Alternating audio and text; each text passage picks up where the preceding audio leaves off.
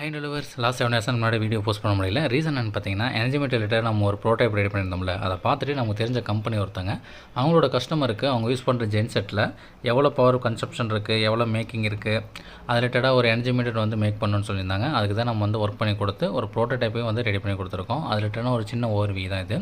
And இது ரிலேட்டடான product எல்லாமே பார்த்திங்கன்னா அவங்களே பர்ச்சேஸ் பண்ணிட்டாங்க. நம்ம அனலைஸ் பண்ணி அடிஷ்னலாக இதில் ஆட் பண்ணிக்கிட்டு பார்த்திங்கன்னா ஒரு சப்மீட்டர், ஆனால் அதை கண்ட்ரோல் பண்ணுறதுக்கான ஒரு புஷ் பட்டன், அப்புறம் வந்து சிடி காயில் சிலது வந்து நான் உங்களுக்கு ஆல்டர்னேட்டிவாக வாங்கி கொடுத்துருக்கேன். ரீசன் பார்த்தீங்கன்னா, இவங்க பர்ச்சேஸ் பண்ண சிடி காயில் வந்து ரேஷியோ வேறு, அதனால் நான் வந்து ஆல்டர்னேட்டிவாக கம்மி ஆம்ஸ் கன்சப்ஷன் பண்ணுற மாதிரி சிடி காயில் வாங்கி கொடுத்துருக்கேன். அண்ட் இது எப்படி ஒர்க் ஆகும்னு பார்த்தீங்கன்னா, எனர்ஜி மீட்டர்லேருந்து வர ஒரு டேட்டா வந்து பார்த்திங்கன்னா ஒரு ப்ரோட்டோகால் ஒரு கம்யூனிகேஷனில் வரும்.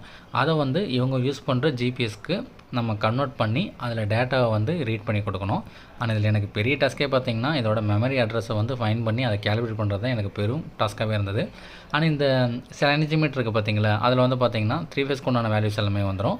அதை கம்பேரேட்டிவ் கேலிப்ரேட் பண்ணுறதுக்காக தான் சப்மீட்டரை வந்து நான் அடிஷ்னலாக ஆட் பண்ணியிருக்கேன். ஏன்னா எனர்ஜி மீட்டர் கான்செப்ட்டில் நீங்கள் போகும்போது ஃபஸ்ட்டு ஒரு எனர்ஜி மீட்டரை நீங்கள் ரெடி பண்ணிங்கன்னா அதோட அந்த சிடி காயிலேட்டரான ஆம்ஸை வந்து ப்ராப்பராக நீங்கள் கேல்குலேட் பண்ணிங்கன்னா வேல்யூஸ் வந்து பார்த்திங்கன்னா சேஞ்ச் ஆகிறதுக்கு நிறையவே சான்சஸ் இருக்குது. அதனால தான் வந்து சப்மீட்டர் ஆட் பண்ணி அதோட யூனிட்ஸ் அண்ட் ஆம்ஸ் வோல்டேஜ் எல்லாமே பார்த்திங்கன்னா ப்ராப்பராக கரெக்டாக வருதா, ப்ளஸ் ஆர் 0.1 வந்து ஓகே, பட்டு 1, 2 அந்த மாதிரி வந்துச்சுன்னா ரீடிங்ஸில் வந்து ப்ராப்ளம் வரும், உங்களுக்கு அக்யூரசி இருக்காது. அதுக்காக தான் கேல்குலேட் பண்ணுறதுக்காக நம்ம இதை ஆட் பண்ணி கொடுத்துருக்கோம்.